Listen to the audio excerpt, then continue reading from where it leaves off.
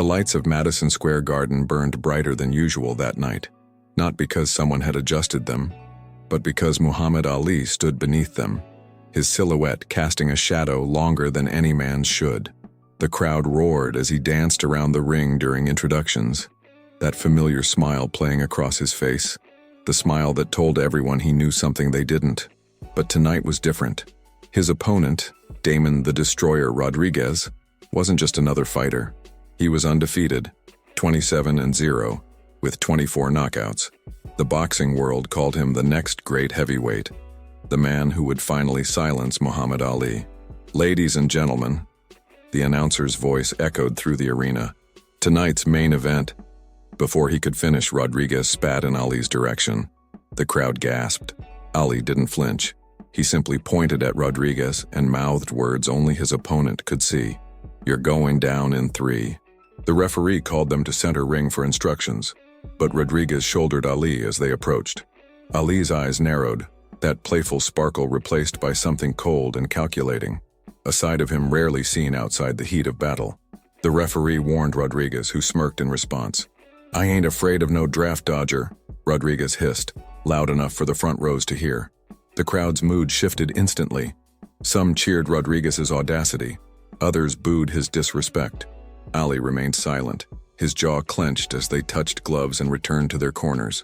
In Ali's corner, his trainer Angelo Dundee spoke rapidly. "Don't let him get in your head, champ. That's what he wants." Ali nodded, but his eyes never left Rodriguez. "He thinks this is just another fight," Ali said, his voice deadly calm. "He doesn't understand. This isn't a fight. This is a reckoning." The bell rang. Round 1 had begun. And with it, a night that would change boxing forever. Rodriguez charged forward immediately, abandoning the cautious approach most fighters took with Ali. His first punch, a vicious right hook, nearly connected, forcing Ali to dance backward. The crowd erupted. No one had come that close to tagging Ali so early.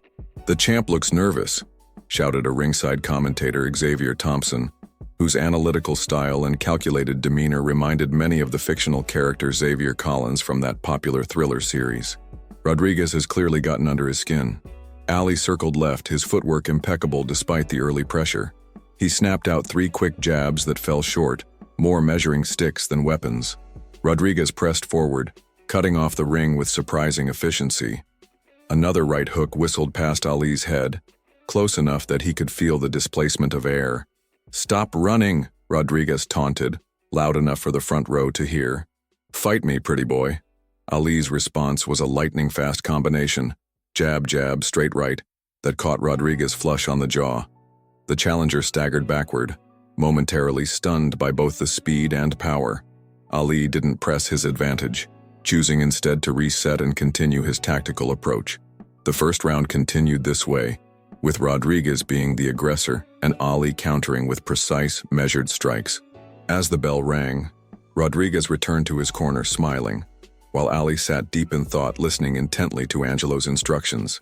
"He's stronger than we thought," Dundee admitted, applying ice to a small swelling under Ali's eye, a souvenir from a glancing blow late in the round. "Strength ain't everything," Ali replied, his breathing controlled. "The oak tree looks mighty until the wind shows how rigid it is. I'm the willow, Angelo. I bend, I move, then I strike when he's planted too firm."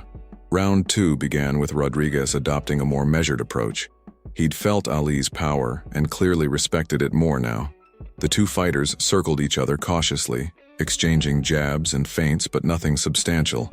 The crowd grew restless, with scattered boos echoing through the arena. Then it happened. During a clinch, Rodriguez, hidden from the referee's view, drove his thumb deep into Ali's eye. Ali jerked backward in pain, his hand instinctively moving toward his face before he caught himself.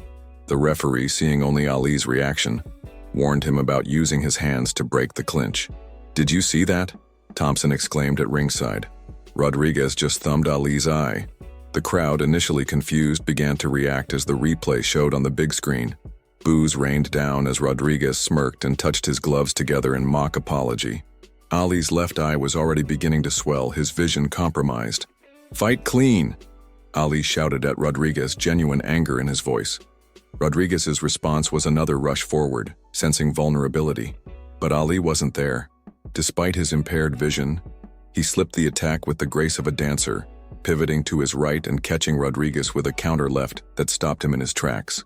The round ended with tension thick in the air. The fight had transformed from a sporting contest into something personal, something primal. As Ali returned to his corner, the camera caught his expression.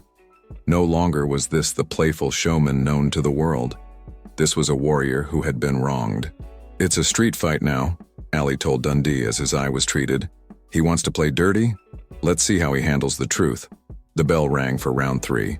Rodriguez charged forward again, but Ali was ready. He slipped the initial barrage and countered with precision, landing 3 clean shots that backed Rodriguez up. For the first time, uncertainty flickered across the challenger's face. "You feel that?" Ali taunted, finding his voice again. "That's what happens when you wake the lion." Rodriguez responded with a wild haymaker that Ali easily avoided. The crowd was fully behind Ali now, their champion, their voice. Each successful dodge drew cheers. Each landed punch elicited roars of approval. Rodriguez, feeling the momentum shift, grew desperate. During another clinch, he attempted to subtly headbutt Ali. But this time, the referee caught him and issued a stern warning. "One more dirty trick and I'm taking a point," the referee shouted over the noise of the crowd. Rodriguez nodded but shot Ali a look of pure venom. The round continued with Ali gradually imposing his will, his superior footwork and timing making Rodriguez look increasingly ordinary. As the bell sounded, Rodriguez returned to his corner breathing heavily, while Ali looked like he could go 10 more rounds. "He's breaking," Ali told his corner. "One more round and he's mine." The 4th round began with Rodriguez charging forward yet again, throwing caution to the wind. It was the strategy of a desperate man. Ali weathered the storm, blocking or slipping most of the punches, though a few got through. Then with Rodriguez overextended, Ali unleashed a counter right that landed flush. Rodriguez stumbled but didn't go down. "Finish him, Ali!" someone shouted from the crowd, and the chant was taken up throughout the arena. "Finish him! Finish him!" Rodriguez, hurt but dangerous, clinched again. This time, invisible to all but Ali, he drove a rabbit punch to the back of Ali's head, an illegal blow that could cause serious damage. Ali's knees buckled momentarily, but he held on. When they separated, Rodriguez threw another punch after the referee called break, another blatant foul. The crowd erupted in boos, and the referee deducted a point from Rodriguez. But the damage was done. Ali was hurt, and Rodriguez knew it. "Come on, champ," he taunted. "Where's all that talk now?" What happened next would be replayed for decades to come. Ali, summoning strength from some deep reserve, launched forward with a combination so fast that Rodriguez had no hope of defending. Jab, cross, hook, uppercut. Each punch landed with devastating precision. The final uppercut lifted Rodriguez off his feet, sending him crashing to the canvas in the center of the ring. The arena fell silent for a brief, suspended moment, 15,000 people collectively holding their breath. Then Rodriguez stirred, attempting to rise at the count of 6. Ali stood in the neutral corner, chest heaving, watching his opponent struggle to his feet. Rodriguez made it up at the count of 9, but his eyes were unfocused. The referee looked closely at him before waving the fight to continue. What happened next shocked everyone. Ali approached Rodriguez and beckoned him forward. "Let's go," he said, lowering his gloves. "Just you and me now. No tricks."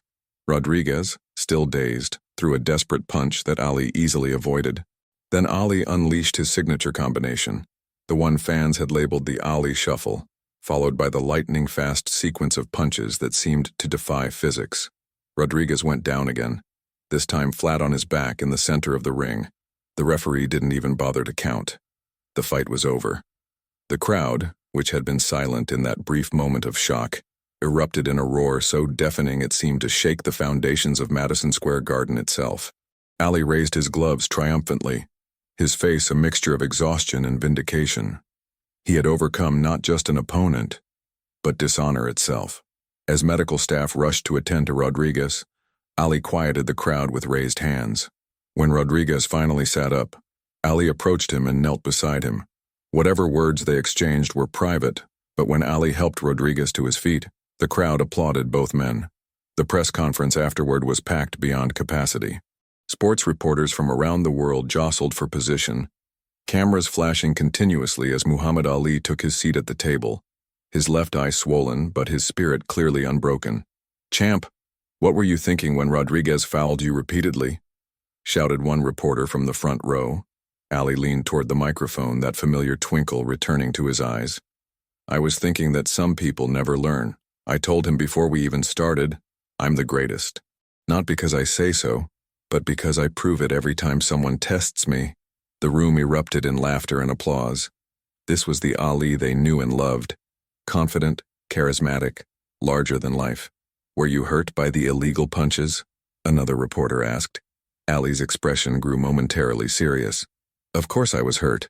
I'm human, but there's a difference between pain and suffering. Pain is what happens to you. Suffering is how you respond to it. I chose not to suffer." Xavier Thompson, now in his role as a press reporter rather than commentator, raised his hand. "Mohammed, your composure during those fouls reminded me of something you once said about pressure making diamonds. Did you feel that pressure tonight?" Ali smiled, recognizing Thompson's analytical approach. "Brother, pressure is just the universe's way of saying it expects more from you. Rodriguez brought pressure. I brought diamonds." More laughter filled the room, but Ali raised his hand to continue, his expression growing thoughtful. "But let me tell you something about tonight that y'all might not understand. What happened in that ring wasn't just about boxing. It was about life. Every one of you faces opponents who don't play fair. Every one of you gets thumbed in the eye sometimes. The question isn't whether you get fouled. The question is what you do next." The room had fallen completely silent, reporters' pens frozen above their notepads as Ali continued. "Rodriguez thought he could break me with dirty tricks, but he didn't understand something fundamental, something I've known since I was a boy in Louisville. You can't break what bends. You can't defeat what adapts, and you can't silence what's meant to be heard." Thompson nodded appreciatively, jotting notes with the same calculated precision that made his fictional counterpart so effective. "Do you see tonight as a defining moment in your career?" Ali chuckled. "Every moment is defining, brother. But tonight wasn't about my legacy. It was about the truth. And the truth is, greatness doesn't come from never facing adversity. It comes from how you respond when adversity finds you." As the press conference continued across town in his hotel room, Damon Rodriguez sat with an ice pack on his jaw, watching Ali on television. His trainer entered with a cup of coffee, glancing at the screen. "Turn that off," the trainer said. "We need to talk about what's next." Rodriguez shook his head slowly. "No, I need to hear this." On screen, Ali was answering a question about whether he'd give Rodriguez a rematch. "Rematch?" Ali's eyebrows rose dramatically. "Man needs to learn to walk again before he talks about running. But sure, when he's ready, if he's ever ready, I'll be here. The truth always waits for those seeking it." Rodriguez closed his eyes, the weight of the night's lesson heavy upon him. He had entered the ring believing that winning was everything, that the end justified any means. He left it understanding that how you fought mattered more than whether you won. Back at the press conference, a young reporter asked Ali what message he had for children who had watched the fight. Ali's face softened. "Tell them that the strongest punch I threw tonight wasn't with my fist. It was with my heart. Tell them that when someone tries to drag you into the mud, you don't have to go there. You can rise above. You can be better. You can be greater than your circumstances." As the press conference wound down, Ali stood to leave, but paused at the door. Without returning to the microphone, he addressed the room one final time. "And tell them one more thing," he said, his voice carrying easily through the hushed space. "Tell them that the real victory tonight wasn't knocking Rodriguez down. It was helping him back up." With that, he was gone, leaving behind a room full of seasoned journalists scrambling to capture the moment, to somehow translate into words the presence of a man who had transcended his sport to become something more enduring, a symbol of resilience, dignity, and grace under pressure. 3 months passed. The Rodriguez fight had already become the stuff of boxing legend, replayed countless times on television, and discussed endlessly by fans and analysts alike. Ali had moved on, already preparing for his next challenge, a young contender from Philadelphia with fast hands and a granite chin. It was a cool autumn morning when Ali arrived at his training camp in Pennsylvania. As he stepped out of his car, he noticed a familiar figure sitting on the steps of the gym, Damon Rodriguez.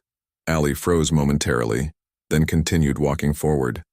His entourage tensed, unsure what this unexpected visitor intended.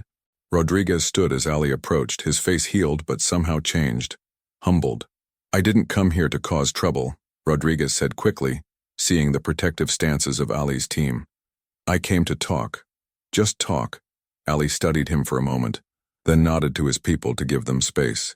The two men walked together toward a nearby pond, silence stretching between them until Rodriguez finally spoke.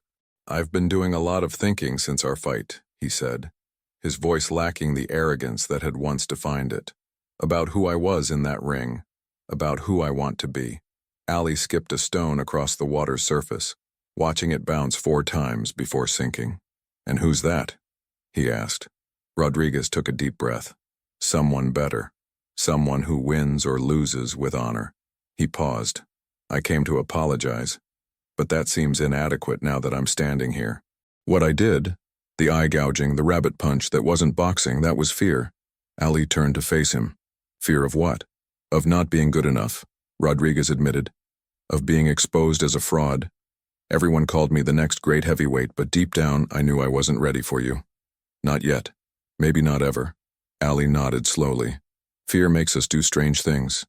Makes us become people we don't recognize." "How do you do it?" Rodriguez asked suddenly. "How do you face the world with such confidence, such certainty?" Ali smiled, that familiar glint returning to his eye. "You think I don't feel fear? Brother, I feel it before every fight. The difference isn't the absence of fear, it's what you do with it. Fear can be fuel if you know how to burn it right." They continued walking, the morning sun warming their shoulders as clouds parted overhead. "I've been working with kids," Rodriguez said after a while, "at a gym in the Bronx. Teaching them boxing, sure, but also trying to teach them what I learned from you. That how you fight matters more than whether you win." Ali stopped walking, genuinely surprised. "That's good work, Damon. Important work. I'd like you to come sometime, just to talk to them. These kids, they need heroes who stand for something." Ali considered this for a moment. "Tell you what, finish your apology tour first. Make things right with yourself. Then we'll talk about standing together in front of those kids." Rodriguez nodded, understanding the wisdom in Ali's words. As they walked back toward the gym, Ali placed a hand on Rodriguez's shoulder. "You know," Ali said, "the man who seeks redemption has already begun to find it." Later that evening, as Ali wrapped up his training session, Xavier Thompson arrived to interview him for an upcoming television special. As they sat together in Ali's quarters, Thompson noted the unusual encounter from earlier. "Rodriguez visited you today," Thompson said, his analytical mind piecing together the story. "The same man who tried to blind you in the ring is now seeking your wisdom. How does that make you feel?" Ali considered the question carefully. "It reminds me that people aren't static. We're all works in progress. The man who fought me with dishonor 3 months ago isn't the same man who stood before me today." "Do you believe in redemption then?" Thompson asked, his tone reminiscent of his fictional counterpart's methodical inquiry. "I believe in transformation," Ali replied. "The caterpillar doesn't seek redemption for not being a butterfly. It simply becomes what it was always meant to be." Thompson nodded, jotting notes. "And what were you always meant to be, Muhammad?" Ali laughed. "More than a boxer, that's for sure. Fighting is what I do. It's not who I am." "And who are you?" Thompson pressed, sensing he was close to something profound. Ali leaned back in his chair, gazing out the window at the setting sun, painting the Pennsylvania countryside in hues of gold and crimson. "I'm a mirror," he said finally. "When people look at me, especially young black kids who've been told they can't be somebody, I want them to see possibilities. I want them to see that they don't have to accept the limitations others place on them." Thompson put down his pen, recognizing that this moment had transcended the interview. "The Rodriguez fight showed that. When he tried to drag you down to his level, I chose to rise instead," Ali finished. "And in rising, maybe I helped lift him too. That's the real victory." 6 months later, a community gym in the Bronx was filled beyond capacity. Children sat cross-legged on the boxing ring's canvas. Parents and community members crowded against the walls, and local news cameras jostled for position near the back. At the center of it all stood Muhammad Ali and Damon Rodriguez, an unlikely alliance that had evolved into something powerful. "Before we start," Ali addressed the gathering, his voice carrying to every corner of the room, I want you all to understand something important. The man standing beside me isn't my enemy. He's my brother. We shared something profound in that ring, a moment of truth that changed us both. Rodriguez nodded, visibly moved by Ali's words. When he spoke, his voice was steady but humbled. I came up the hard way, he told the children watching him with wide eyes. Where I'm from, you learn early that it's a dog-eat-dog world. You take what you can get however you can get it. And for a long time, I believed that was strength. He glanced at Ali before continuing. But this man taught me that real strength isn't about what you can take. It's about what you can withstand while keeping your dignity intact. It's about rising above when others try to drag you down. A young boy, no more than 10, raised his hand. But you lost the fight, he pointed out with the blunt honesty of childhood. If Mr. Ali is right about how to be strong, why did you lose? The room grew quiet, adults shifting uncomfortably at the directness of the question. But Rodriguez smiled. That's the best question I've heard all day, he said. I lost because I was fighting the wrong battle. I was so focused on winning that I forgot about winning right. And when you forget that, when winning becomes the only thing that matters, you've already lost something more important than any fight. Ali stepped forward. Let me tell you all something about winning and losing, he said, his eyes scanning the room and connecting with each person. In that ring, there's always a winner and a loser on the scorecards, but the real victory, the one that matters, happens in here. He tapped his chest. And sometimes the person who loses the fight wins the greater victory. He turned to Rodriguez. This man could have disappeared after our fight, could have made excuses, blamed others, grown bitter. Instead, he looked in the mirror and decided to change. That takes more courage than stepping into any ring. As the afternoon continued, Ali and Rodriguez moved among the children, teaching basic boxing techniques but also imparting deeper lessons about respect, perseverance, and integrity. Near the end, a local community leader presented both men with certificates of appreciation for their work with the youth program. As cameras flashed, capturing the moment, Ali whispered something to Rodriguez that only he could hear. The real championship was never the belt. It was always this, using our platform to lift others. Later, as they signed autographs and posed for photos with excited children, Xavier Thompson approached them for a follow-up interview. He had been documenting their journey together for a special that would air nationally the following month. 6 months ago, you two were bitter rivals, Thompson observed, his analytical style framing the narrative. Now you're partners in this community initiative. What changed? Ali and Rodriguez exchanged a glance, a silent understanding passing between them. Perspective, Ali answered. We stopped seeing each other as obstacles and started seeing each other as human beings, with something valuable to contribute. Rodriguez nodded. In that ring, all I saw was someone standing in my way. Now I see someone who helped me find a better path, even when I didn't deserve that guidance. Thompson turned to Ali. And you, Muhammad, what do you see when you look at Damon now? Ali smiled, placing a hand on Rodriguez's shoulder. I see proof that people can change, that our worst moments don't have to define us, and that sometimes, what looks like an ending is really just the beginning of a different story. As the event wound down and people began to disperse, a mother approached with her son, the same boy who had asked the pointed question earlier. She thanked both men, tears in her eyes, explaining that her son had been struggling with bullies at school. He was starting to think he needed to become like them to survive, she said quietly. But today, I saw something change in him as he listened to you both. He understood something I've been trying to tell him for months. Ali knelt down to the boy's level. What's your name, young man? Marcus, the boy replied, suddenly shy in the presence of greatness. Well, Marcus, Ali said, remember this. The same fire that can burn down a house can also warm a home. It's all in how you use it. Your strength, your courage, your determination. These are fires inside you. Use them to build, not to destroy. Marcus nodded solemnly, the wisdom landing in fertile soil. As the gym emptied and the lights dimmed, Ali and Rodriguez stood alone in the center of the ring where they had spent the afternoon teaching.